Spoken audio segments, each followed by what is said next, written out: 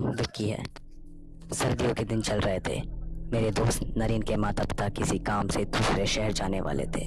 फौरन मैंने और नरेन ने मस्त मस्त फिल्मों की डीवीडी इकट्ठी कर ली और रात भर पार्टी करने का प्लान बना डाला। नरेन के माता पिता के निकलते ही बाइक लेकर मैं नरेन के घर पहुंचा। हमने उस रात खूब मस्ती करी, म्यूजिक सुना, बाहर का खाना मंगा कर खाया, चेस खेला और फिर डीवीडी लगाकर फिल्म देखने बैठ गए। रात के 3 बजे तक एक्शन फिल्म चली तो हम सब उठ गए। नरेन ने कहा कि चलो एक हॉरर फिल्म देखते हैं। मैंने भी बोला कि डरता कौन है, लगा दे, वैसे सारे भूत मेरा का असली बाप मैं हूँ, सारे चुड़ैल तो मेरी दोस्त है। इतना बोलकर मैं हंसने लगा, नरेन भी हंसने लगा। हमने उस रात 1.25 घंटे की देसी ड्रैकुला फिल्म देखी। फिल्म इतनी भयानक थी कि मैं और नरेन फिल्म देखते देखते ही 8 से 10 बार सुसु होकर आए। करीब 4:15 और 4:30 के बीच फिल्म खत्म हुई। हम दोनों को नींद आने लगी। टीवी बंद कर हम सोने लगे। तभी अचानक घर की लाइट उठी और टीवी तो चालू हो गया और वह हॉरर फिल्म अपने आप टीवी में प्ले हो गई, जबकि हमने टीवी तो अलमारी में ही रखी थी। मैं और नरेन कांपने लगे और एक दूसरे के हाथ पकड़ लिया। तभी अचानक घर का दरवाज़ा कोई पागलों की तरह पीटने लगा। गर्म हवा चलने लगी। मेरा तो दिल दहल गया और नरेन तो बच्चों की तरह चिल्लाने लगा। हम दोनों को लगा कि पक्का यह कोई भूत प्रेत है, क्योंकि अपने आप टीवी का चालू होना, डरावनी फिल्म बिना सीटी के चलना और दरवाज़ा पीटना, यह सब भूत या आत्मा ही कर सकती है। डरते कांपते हम दोनों दरवाजे तक गए और धीरे से दरवाज़ा मैंने खोला। उस वक्त सुबह 4:30 बज रहे थे और दरवाज़ा खोलते ही देखा तो हमारे होश उड़ गए।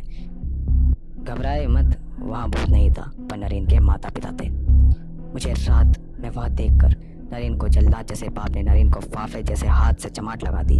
नरेन की माँ भी किसी चुड़ैल से कम नहीं जालिम थी।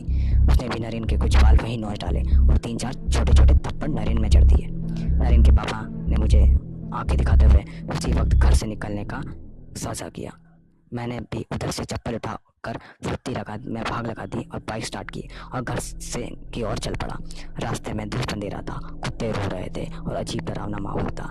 मेरा दिमाग में तो बस उसी देसी ड्रैकुला फिल्म और अचानक चालू हुए टीवी की बात और नरेन के जालिम माँ बाप के ख्याल चल रहे थे। तभी अचानक से एक सफ़ेद साड़ी वाले खून से लथपथ औरत, एक भयानक नुकीले दांतों वाले विराइल इंसान ने मेरा रास्ता रोका।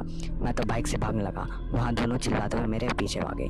तभी एक खुले बाल वाली बुढ़िया ने मेरे बाइक का टायर में लकड़ी घुसा दी और मुझे औंधे में गिरा डाला।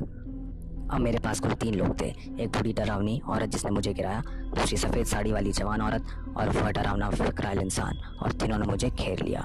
और उनके पीछे देखा तो मेरे होश उड़ गए, क्योंकि वहाँ और 3 डरावने इंसान थे। अब मैं 6 लोगों से घिरा हुआ था। कांपती आवाज़ में मैंने उन लोगों से पूछा कि तुम कौन हो। उन्होंने मुझे सिर्फ इतना कहा, तुम तो कहते थे कि तुम जानते हो ना, तुमने बोला था कि भूतों का असली बाप तो मैं हूँ और सारी चुड़ैल मेरी फ्रेंड है। अब आ गए हम सारे, चलो हमारे साथ चलो। इतना बोलकर उन सब ने मुझे कंधे पर उठा लिया और डरावनी आवाज़ में रोते चिल्लाते मुझे कहीं ले जाने लगे। मैं पागल पिताल की तरह चिल्ला रहा था, वहाँ मेरी सुने कौन। अचानक मुझे याद आया कि हनुमान चालीसा बोलने से भूत के पाप ही नहीं आ सकते। मैंने फ़ौरन हनुमान चालीसा बोलना शुरू की। मैंने हनुमान चालीसा शुरू करते ही सबको जैसे आग लगी। वह सब मुझे फेंक कर भाग और डरते कांपते मुझे बाइक लेकर अपने घर पहुंचा। इतने में सुबह के 7 बज चुके थे और उजाला हो चुका था। तभी नरेन की गालियां बकता हुआ मेरा घर आया। क्या रे फट्टू, डर कर रात में अपने घर क्यों भागा? मैंने कहा, अबे तेरे पापा मम्मी आए और उसी ने तो मुझे भगाया और दरवाजे पर उन्होंने तो पीटा भी तो था, भूल गया क्या? नरेन बोलता है, सुबह सुबह भांग खाई है क्या? मेरे पिता माता कब आए? वो तो इसी वक्त दूसरे स्टेट में है। हॉरर फिल्म देखने के बाद तो हम सब सो गए थे और सुबह जब अलार्म बजा तो मैंने उठकर देखा कि तू भाग चुका था मेरे घर से। अब मुझे सारी बात समझ में आई। उसी रात मैंने जो भूत पिलात और चुड़ैलों के लेकर मजाक किया था, उसी का बदला मुझे उन अनजान शक्तियों ने दिया था। वह तो भला हनुमान जी का जो है मेरी जान बच गई। हकीकत में नरेन के माता पिता 2 दिन बाद ही आए और नरेन और मैं उन्हें लेने एयरपोर्ट भी गए। आज के लिए ये कहानी ख़त्म होती है।